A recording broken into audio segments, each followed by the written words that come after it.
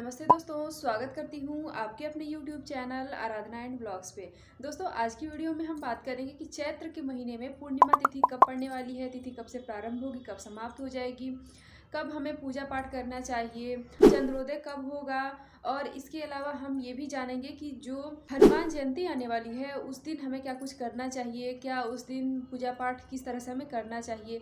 तो इन्हीं सारी कुछ महत्वपूर्ण बातों को जानेंगे इस वीडियो में। तो चलिए दोस्तों, बिना देरी किए वीडियो को शुरू करते हैं और सारी जानकारी को जान लेते हैं। दोस्तों, हम सबसे पहले बात करेंगे चैत्र महीने की पूर्णिमा तिथि के बारे में, उसके बाद हम हनुमान जयंती के बारे में जानेंगे। तो देखिए दोस्तों, जो चैत्र महीने की जो पूर्णिमा तिथि है, वैसे तो हर महीने में पूर्णिमा तिथि आती ही रहती है। चैत्र के महीने में पूर्णिमा तिथि आने वाली है। उस दिन पूर्णिमा तिथि के दिन जो है वो स्नान और दान का विशेष महत्व होता है और हमें शुभ मुहूर्त में स्नान करके दान करना चाहिए। उस दिन तो विधान तो ऐसा होता है कि हमें पवित्र नदियों में जाके स्नान करना चाहिए, क्योंकि हमारा जो जीवन है उसमें हम हर तिथि को हम नहीं जा सकते हैं गंगा स्नान करने या फिर पवित्र नदियों में स्नान करने के लिए। तो आप घर के पानी में ही जैसा करें कि गंगा जल डाल के फिर आप स्नान करें। स्नान करने के बाद आप यथाशक्ति जितना दान ज़रूर करें। दान में आप अन्न वस्त्र का भी दान कर सकते हैं या फिर आप रुपए पैसे का भी दान कर सकते हैं। तो इस दिन तो सत्यनारायण भगवान की कथा भी कही जाती है और सुनी जाती है। तो आप अपने घर में जो है कथा का आयोजन करवाना चाहते हैं तो बिल्कुल करवा सकते हैं।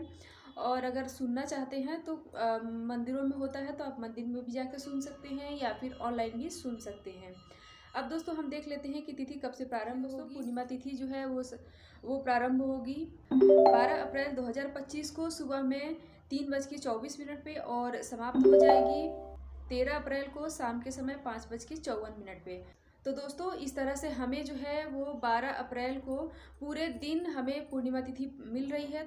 तो इसीलिए चैत्र की पूर्णिमा की तिथि है वो 12 अप्रैल है। 12 अप्रैल 2025 दिन होगा शनिवार और चंद्रोदय का समय होगा शाम को 6:18 से। तो जिनको भी चंद्रदेव को अर्घ देना है वो शाम के 6:18 के बाद जल दे के, यानी कि चंद्रदेव को अर्घ देने के बाद अपना जो है जिस तरह से पूजा करने की विधि होती है या जो भी आप ग्रहण करते हैं फलहार, वो ग्रहण कर सकते हैं। और देखिए दोस्तों, इस दिन क्या हमें बाल धोना चाहिए। तो देखिए दोस्तों, एक तो पूर्णिमा तिथि है और दूसरा जो है वो शनिवार का दिन है।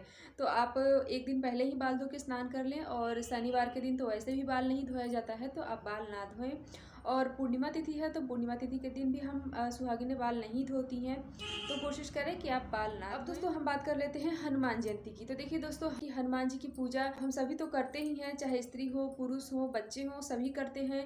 हनुमान जयंती के दिन तो हमें और भी विशेष रूप से पूजा पाठ ज़रूर करना चाहिए। और हम सभी को पता ही है कि हनुमान जयंती, जो हनुमान जी हैं हमारे बजरंग बली हैं, वो राम नाम से बहुत ही प्रसन्न होते हैं। अगर मंदिर में भी जाना चाहें तो बिल्कुल जाके आप पूजा पाठ कर सकते हैं। और बहुत सारे लोग जो है वो चोला वगैरह भी चढ़ाते हैं। तो चोला देखिए स्त्रियों को नहीं चढ़ाना चाहिए। अगर आप के घर में कोई पुरुष भाई हैं तो उनको, जैसे कि लड़के आपके बेटे हैं या पति हैं या घर में कोई और सदस्य है, तो आप उनको बोल दें।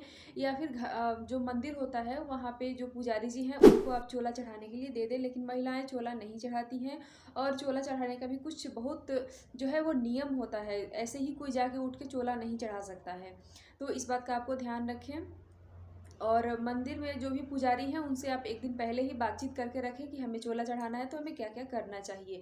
तो ये क्लियर हो गया कि हम महिलाओं को चोला नहीं चढ़ाना चाहिए हनुमान जी को।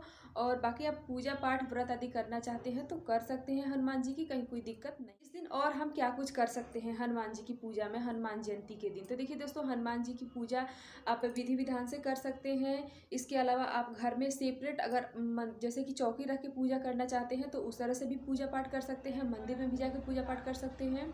उसके बाद देखिए दोस्तों, हमें आज के दिन और क्या कुछ करना चाहिए। तो देखिए दोस्तों, आपका अगर व्रत रखना चाहते हैं तो रख सकते हैं।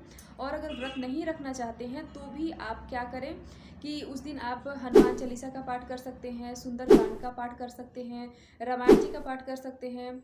और इसके अलावा जो है राम नाम का जाप भी आप कर सकते हैं। और अगर कोई भी जैसे कि सुंदरकांड का पाठ शुरू करना चाहता है तो वो हनुमान जयंती जो आने वाली है, जो कि 12 अप्रैल को ही है, 12 अप्रैल 2025 को दिन होगा शनिवार।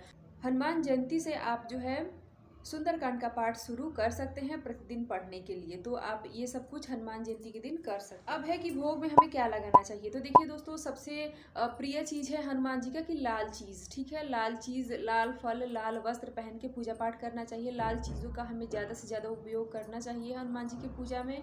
इसके अलावा जो है आप भोग में क्या लगाएं, तो सीजनल फल जो भी आपको मिल जाता है आप लगा सकते हैं। इसके अलावा आप जो है बूंदी का भोग लगा सकते हैं, गुड़ और चने का भोग लगा सकते हैं, सिर्फ चने का भी भोग लगा सकते हैं। कुछ मीठा पकवान बना के, यानी कि जो आटा होता है गेहूं का, उसका भी आप कोई ना कोई पकवान बना के, गुलगुले या फिर पूए वगैरह बना के भोग लगा सकते हैं। तो ये टोटल आपकी इच्छा है, आप जो चाहें भोग लगा सकते हैं। और भोग में तुलसी पत्र रखना बिल्कुल भी ना भूलें, क्योंकि अगर हम सब कुछ करें और तुलसी पत्र ना रखें तो हनुमान जी हमारा भोग स्वीकार नहीं करते हैं। या फिर अलग से चौकी लगा के पूजा करते हैं, तो उसमें हम गणेश भगवान को विराजमान करते हैं। तो गणेश भगवान की पूजा में जो है तुलसी पत्र नहीं चढ़ाया जाता है। तो आप क्या करें कि हनुमान जी का भोग अलग लगाएं और गणेश जी का भोग जो है वो अलग लगाएं। दोस्तों देखिए, महिलाएं जो है वो पीरियड में अगर हैं तो उन्हें किस तरह से पूजा पाठ करना चाहिए। तो देखिए दोस्तों, अगर आपका जो है पीरियड का 7 दिन कंप्लीट हो गया है तो ही आप हनुमान जी की पूजा करें, चाहे घर में या फिर मंदिर में।